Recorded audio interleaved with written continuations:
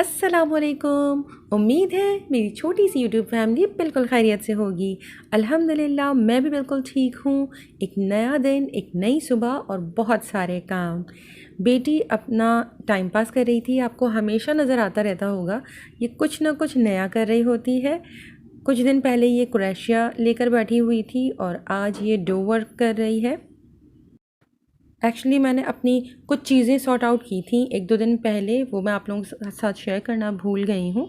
मैं आप लोगों को अपनी कलेक्शन दिखाऊंगी प्लंजर कटर्स और सिलिकॉन मोल्ड्स की। तो उसमें से इसने कुछ मोल्ड्स वगैरह अपने लिए निकाल लिए थे, अलहदा कर लिए हैं। और ये आई थिंक पॉलीमर क्ले है जो इसने दराज से ऑर्डर किया था, ये आ गया था। तो बस अब वो अपने काम में बिज़ी हैं। वो अपनी ज्वेलरी वगैरह प्रिपेयर कर रही है और मुझसे कह रही थी कि मुझे ओवन में ये जो इसने प्रोजेक्ट बना कर रखे हुए हैं इसे बेक करना है।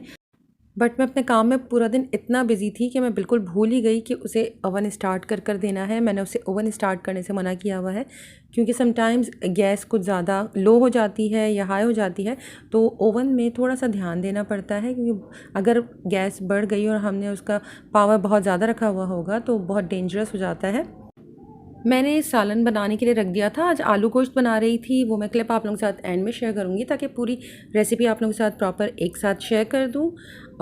सालन कुक हो रहा था और मुझे अपने बेटे की कबर्ड सेट करनी थी। एक्चुअली दूसरी कबर्ड में मैंने इसे अपनी सारी चीज़ें दी हुई थी और ये न्यू कबर्ड आ गई है जिसमें बेटी ने अपना पूरा ड्रॉर्स वगैरह सेट कर लिए हैं। बट बेटा उसे टाल रहा था, तो आज मुझे टाइम मिला था तो मैंने सोचा था कि मैं इसका अरेंज कर देती हूँ। तो मैं दूसरी कबर्ड से सारी चीज़ें ला कर इसके ड्रॉ में कबर्ड में शिफ्ट कर रही थी। बच्चों को मैंने शुरू से ही बुक्स वगैरह का बहुत ज़्यादा शौक डाला हुआ है। इवन अगर वो रीडिंग नहीं भी कर रहे हैं तो आप उन्हें पज़ल्स की जो बुक्स होती हैं बच्चों को ज़रूर ला कर दिया करें ताकि वो मोबाइल से हटकर इन चीज़ों की तरफ भी ध्यान दें। और ये जो बुक है वेयर्स वैली, ये मेरी बहुत फेवरेट है और इसकी बच्चों के पास मेरे इनके बचपन में बहुत कलेक्शन हुआ करती थी। पहले ये मेरी नंद बाहर से जब दुबई से आया करती थी तो वहाँ से लेकर आती थी, लेकिन अब जब से ये पाकिस्तान में बुक एक्सपो होना स्टार्ट हुआ था तब से ये सारी चीज़ें बहुत ईज़िली हर तरह की बुक आपको एक्सपो में मिल जाती है। और मैं इन्हें ईयरली बेसिस पर वहाँ ज़रूर ले जाती हूँ। एक स्पेशली पैरामाउंट की बुक सेल्स लगती हैं सितंबर अक्टूबर के टाइम पर, इनकी ईयरली लगती है सेल, वहाँ भी हम ज़रूर जाया करते थे बच्चों को लेकर। और बुक एक्सपो होता है, ये एक्सपो बुक जो दिसंबर के टाइम पर लगा करता है। कोविड के से पहले काफ़ी सालों से ये लग रही थी, लास्ट 2 ईयर्स से आई थिंक एग्जीबिशन नहीं लगी है। बट बहुत ज़बरदस्त कलेक्शन होती है और बहुत वैरायटी होती है वहाँ बुक्स की। और आप देख सकते हैं मैं अपनी भी सारी बुक्स, मैंने अपना पूरा कबर्ड निकाल दिया था, मेरे पास इतनी बुक्स की कलेक्शन है और अब रखने की जगह नहीं है।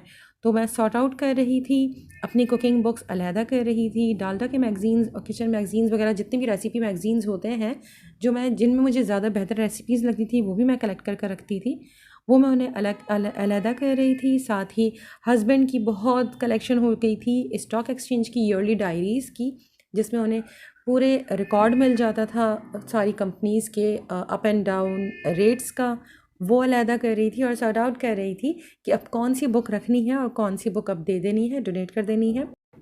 बुक्स के बीच में से मुझे ये अपनी आर्ट बुक भी मिल गई थी। मैंने एक ज़माने में फ़ैशन डिज़ाइनिंग का कोर्स किया था, आई थिंक ये 2011 का है।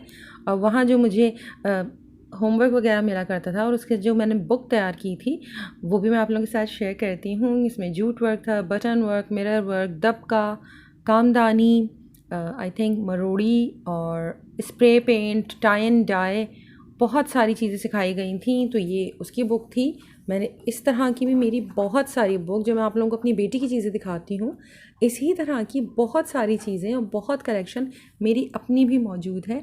और शायद इन्हीं चीज़ों को देख कर उसे इतना शौक़ हुआ है कि वो भी इसी फील्ड में आ गई है। मुझे डिफरेंट क्लासेस लेने का बहुत ज़्यादा शौक़ है। मैं ऑफ एंड ऑन क्लासेस लेती रहती हूँ, इवन कुकिंग क्लासेस तो मैं अब तक लेती रहती हूँ।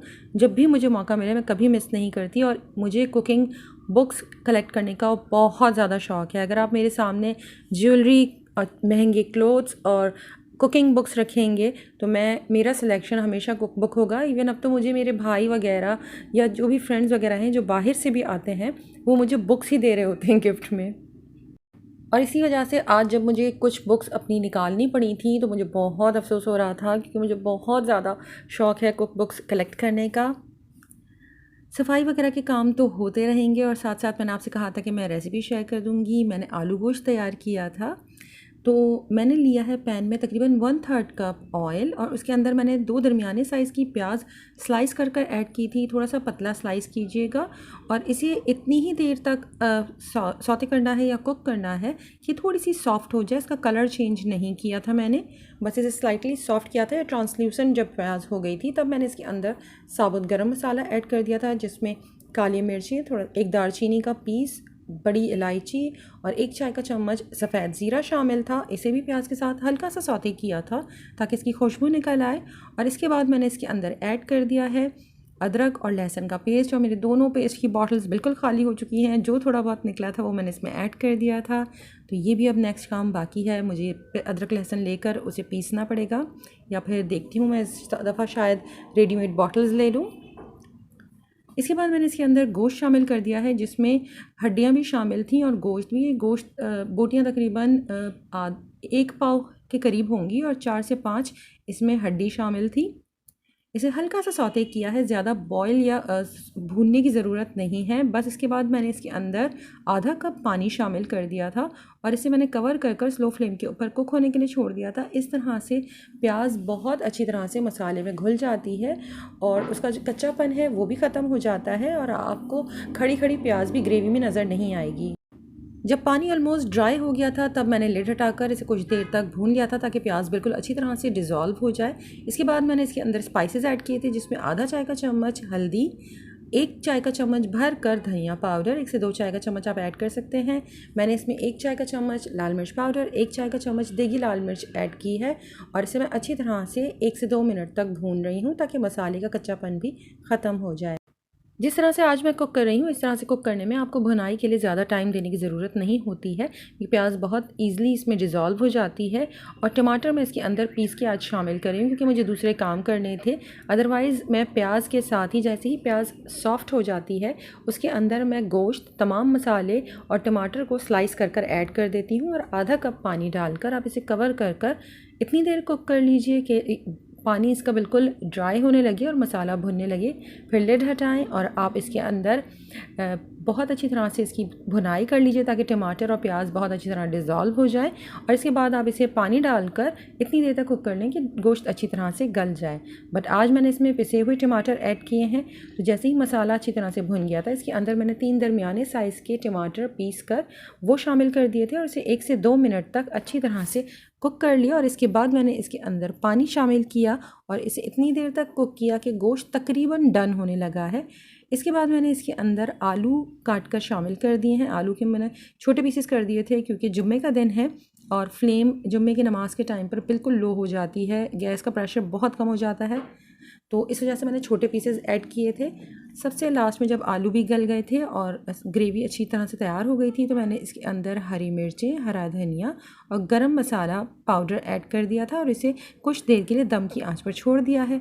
साथ ही दूसरे चूल्हे के ऊपर मैंने बॉइल्ड राइस प्रिपेयर कर लिए थे। लंच बिल्कुल रेडी था, काम भी तकरीबन हो चुका था, सफाई हो चुकी थी, सारी बुक्स सॉर्ट आउट कर ली थी मैंने। बस शाम में हस्बैंड ने कहा था कि वो दे आएंगे जहाँ उन्हें पहुँचानी है ये बुक्स। हस्बैंड और बेटा भी जुम्मे की नमाज़ पढ़कर वापस आ गए थे और वो दही लेकर आए थे और साथ ही बेटा लौंग चढ़े लाया था। यूजुअली बेटे की अब फ्राइडे को आई थिंक क्लास होती है, बहुत कम हम लौंग चढ़े खाने का उसे मौका मिलता है, लेकिन वो जब भी घर पर होता है और यहाँ जब नमाज़ के लिए जाता है जुम्मे की, तो वापसी में ये लौंग चढ़े ज़रूर साथ लेकर आता है। इसके बहुत फेवरेट हैं, बहुत मज़े के होते हैं और ये आपको जुम्मे जुम्मे ही मस्जिदों के बाहर मिलेंगे। स्पेशली ये तो बहुत कम एरियाज़ में अब कराची के ये मिलते हैं, हर जगह इतनी ईज़िली अवेलेबल नहीं है, पर ये जहाँ से लेकर आता है उसका टेस्ट बहुत मज़े का है। लंच के बाद हम लोगों ने कुछ देर के लिए रेस्ट किया था। मुझे शाम में अम्मी की तरफ किसी काम से जाना था, हस्बैंड ने मुझे ड्रॉप करने जाना था, तो सोचा पहले चाय पी लूँ और इसके बाद ही फ़्रेश होकर मैं जाऊँगी। तो मैंने चाय रख दी थी और सर्दियों के मौसम में हस्बैंड को कॉफ़ी के साथ चाय बहुत ज़्यादा पसंद है, तो मैंने मग के अंदर ही तकरीबन 1/4 टीस्पून इंस्टेंट कॉफ़ी का ऐड कर देती हूँ। मैं चाय के साथ पकाती नहीं हूँ कॉफ़ी को, मग के अंदर थोड़ी थोड़ी कॉफ़ी ऐड कर देती हूँ और उसके ऊपर मैं गर्म चाय डाल देती हूँ और फिर बस इसमें आप स्पून स्टर कर लीजिए, बहुत अच्छी सी खुशबू आ जाती है आपकी चाय के अंदर कॉफ़ी की। अगर आप लोगों को भी कॉफ़ी गर्म लग जाती है और अगर कॉफ़ी पीने का बहुत ज़्यादा शौक़ है तो इस तरह से आप भी कॉफ़ी ट्राई कर सकते हैं। इसके बाद मैंने हस्बैंड को चाय दे दी थी और ख़ुद मैं नमाज़ पढ़ रही थी असर की, और इसके बाद मैंने अपनी चाय पी ली थी और फिर मैं हस्बैंड के साथ निकल गई थी अम्मी की तरफ। तो आज के लिए बस इतना ही। इंशाल्लाह जल्दी दूसरी वीडियो के साथ आप लोगों के साथ मिलूँगी। अपना बहुत ज़्यादा ख्याल रखिएगा, दुआओं में ज़रूर याद रखिएगा। अल्लाह हाफ़िज़।